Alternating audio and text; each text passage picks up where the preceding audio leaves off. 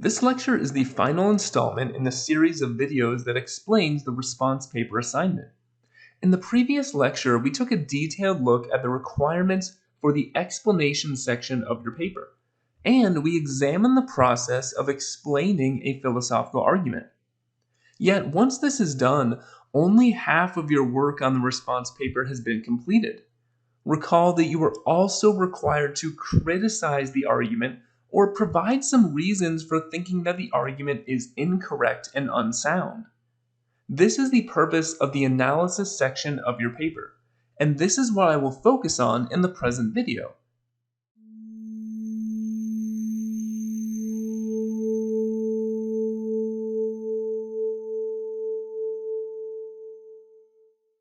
In the previous lecture, we produced the following outline of Pine's argument, which he calls the failure in conception argument.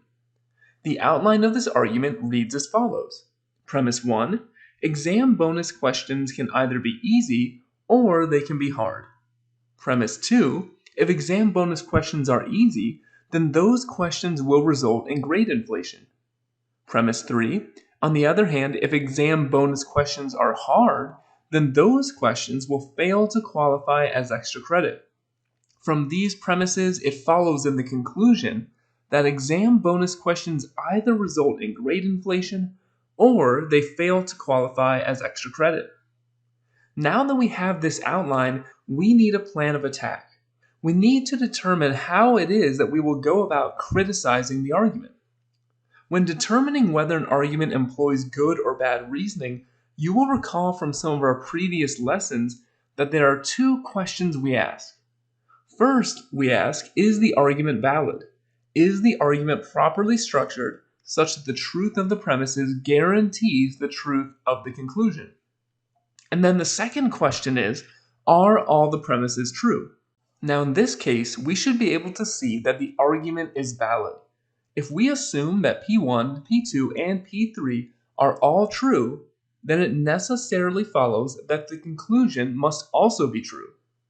So we cannot claim that the structure of the argument is bad.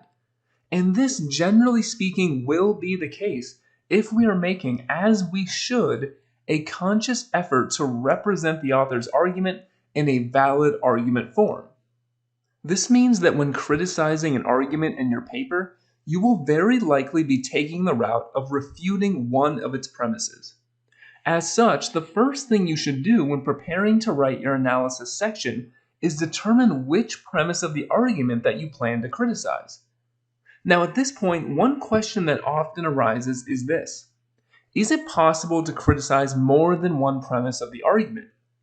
Or is it only permissible to criticize one premise? The first thing I would say is that provided each premise of the argument is needed to get to the argument's conclusion, showing that one premise of the argument is false is sufficient to show that the argument as a whole is faulty and unsound. That being said, you are allowed to criticize more than one premise if you think there are multiple premises in the argument that are worthy of critique. However, you should keep this important caveat in mind. Criticizing multiple premises should not be used as a replacement for engaging in a deep and detailed philosophical analysis. It would be better to criticize one premise of the argument in a detailed fashion that shows an abundance of critical thinking, rather than just make superficial points about 2 or even 3 different premises.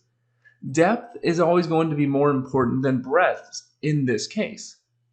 So generally speaking, I would recommend selecting just one premise of the argument to critique and doing so in a way that demonstrates your in-depth critical thinking about the issue at hand. Even if there are multiple premises worthy of criticism, you do not need to think that in a relatively short assignment like this one that you necessarily need to point out every flaw in the argument. Focusing in on one particular issue in a detailed way is often the superior approach. Having said all of that, we now need to ask, which premise of the argument should we criticize? To answer this question, let's consider each premise separately. We will begin with P1. This premise claims that exam bonus questions can be either easy or they can be hard. In the previous lecture, we considered the objection that this cannot be right because, of course, there could hypothetically be medium difficulty exam bonus questions. However, this wouldn't really be the best criticism to make. As we stated previously, even if Pines did not explicitly state this, there are good reasons to think that medium difficulty level extra credit questions really don't make sense because these are the types of questions that would be on the normal part of the exam. And insofar as this does seem like good reasoning, criticizing P1 probably isn't the most promising route. Now, there is a more general lesson to take from this. One might criticize P1 since Pine did not explicitly mention why medium difficulty level extra credit questions should be ruled out. Again, perhaps he should have done this, but when criticizing an argument, you want to criticize the strongest version of that argument.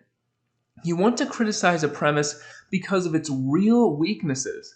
You do not want to criticize a premise merely because the author of the argument may have neglected to mention the obvious reasons that are in favor of that premise.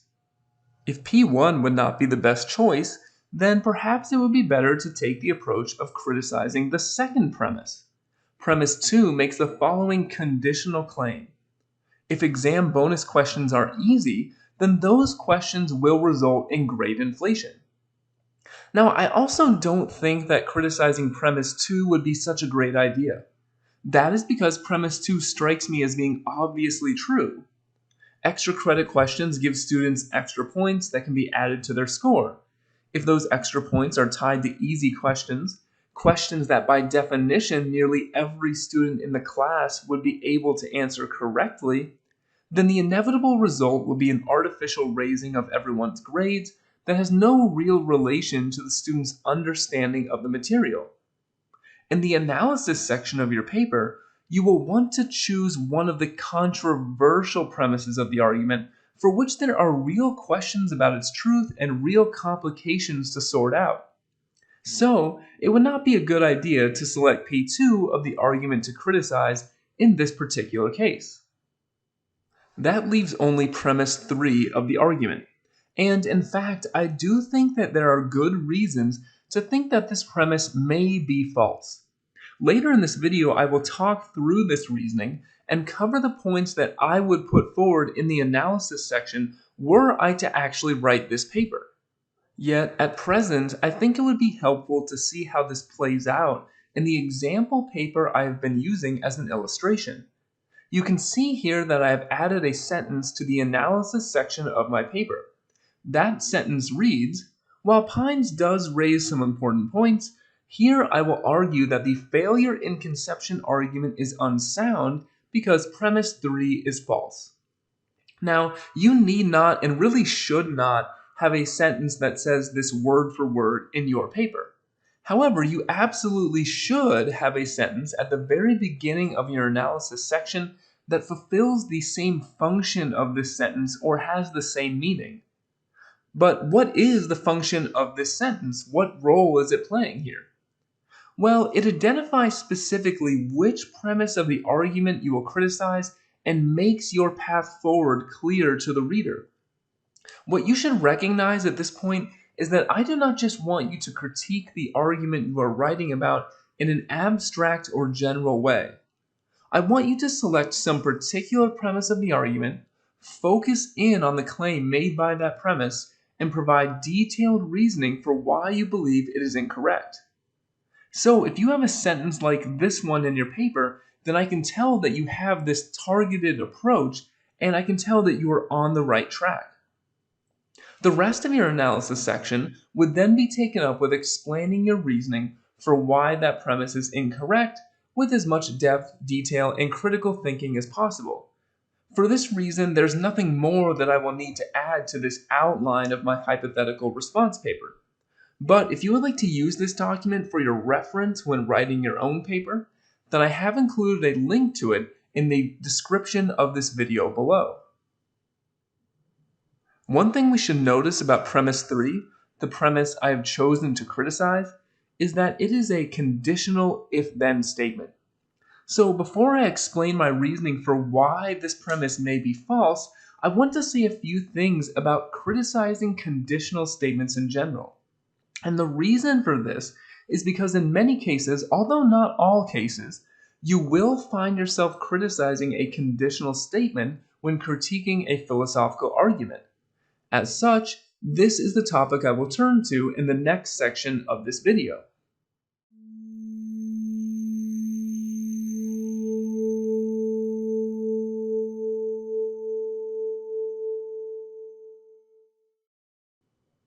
Premise 3 of Pine's argument is a conditional statement.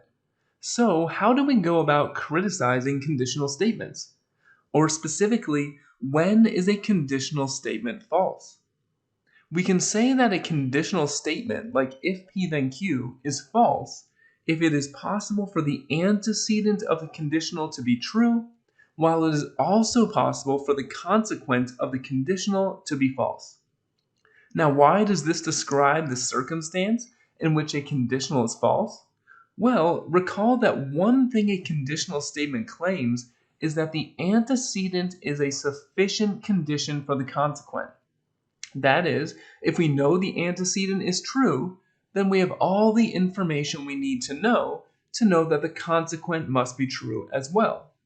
However, if the antecedent can be true and the consequent can be false, then that must not be the case. The truth of the antecedent must not be all that is needed for the consequent to be true. Therefore, we can say that a conditional is false if its antecedent can be true, while its consequent can be false. To make this more concrete and less abstract, let's look at some specific examples.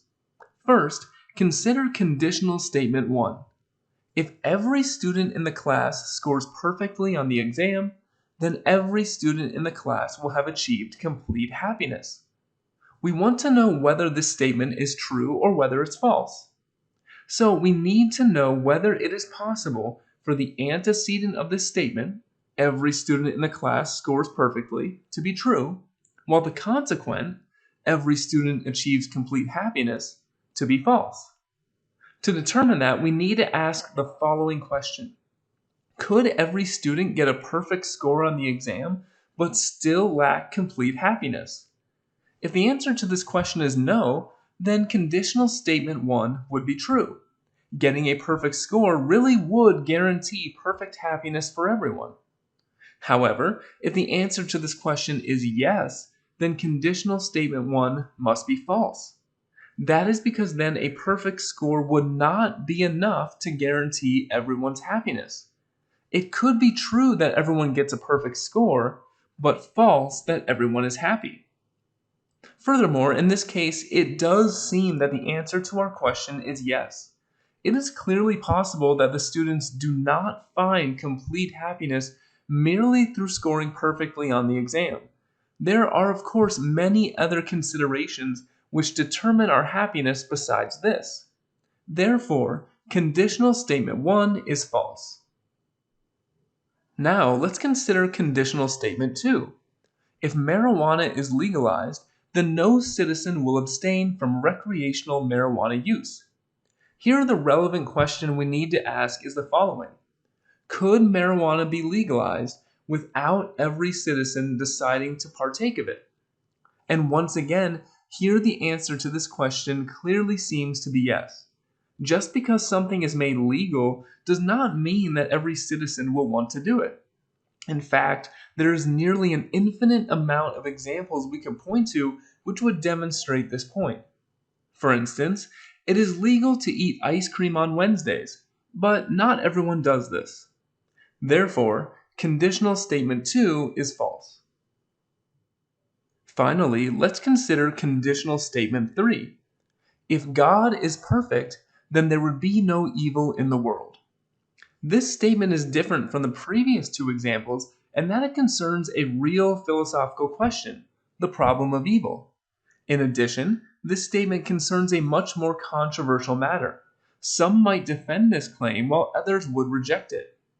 But here, I'm just going to proceed for purpose of illustration as someone who wanted to argue that this claim is false. To evaluate this claim, we need to ask, could a perfect God permit any amount of evil in the world? Now, to answer this question, I need to think about whether there's any good reason to have at least some evil in the world. Perhaps not an overwhelming amount of evil in the world, but at least some evil. And when I think about it, there are some reasons that do come to mind. Perhaps difficulty, struggle, suffering, and evil, while not good in themselves, have a good outcome in that they allow human beings to develop themselves. When we face difficult circumstances, we are forced to develop our moral character, courage, and fortitude. Given this, one might argue that this conditional statement is false because there are good reasons why a perfect God might allow some amount of evil to exist in the world.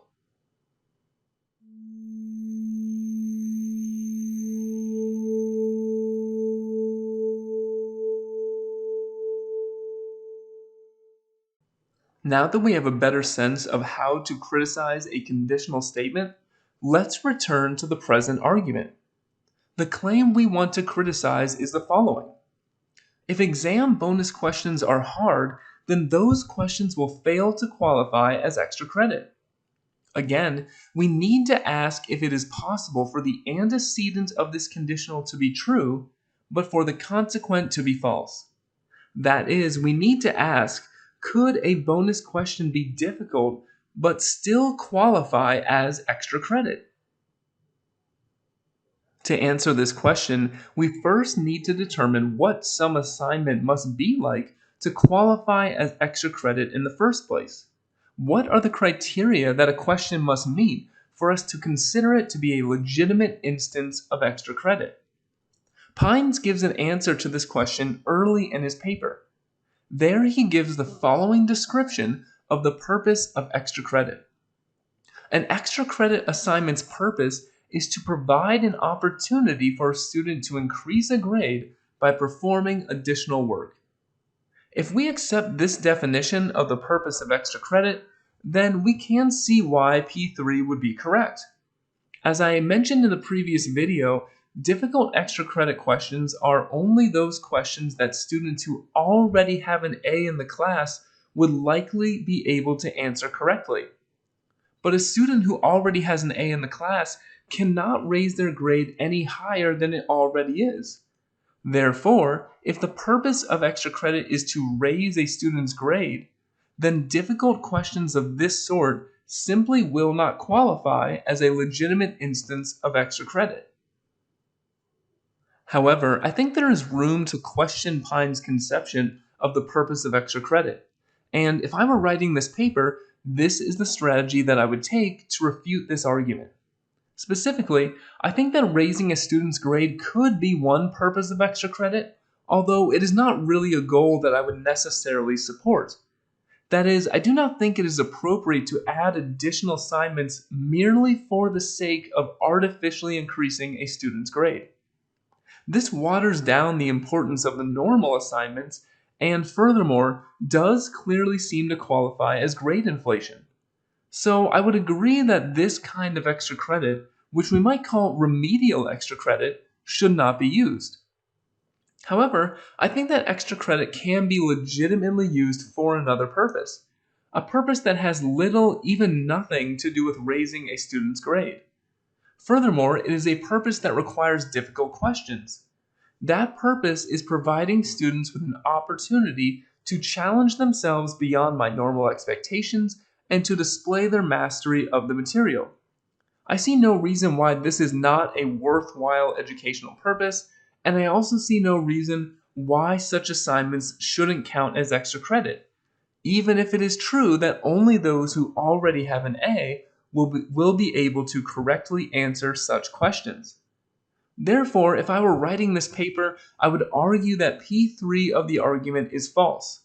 A bonus question can be difficult and still qualify as extra credit, provided we understand that extra credit can have a wider purpose than merely increasing a student's grade.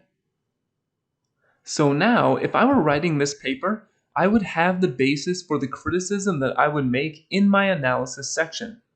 However, the brief sketch of why I believe P3 of the argument is false which I just gave, would likely not be sufficient. There are further questions that I could and should continue to explore as I fill out the analysis section of my paper. Chief among these would be, why is it a good thing to provide opportunities for students to display their greater mastery of the material? And why is offering some sort of extra credit a good way to do this?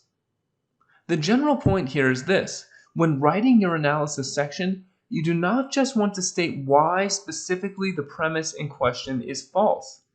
In this case, why it is possible for the antecedent of the conditional to be true and the consequent of it to be false. Rather, you also want to consider some of the broader implications of your argument, fill out the details, and explain the greater reasoning behind the claims you are making.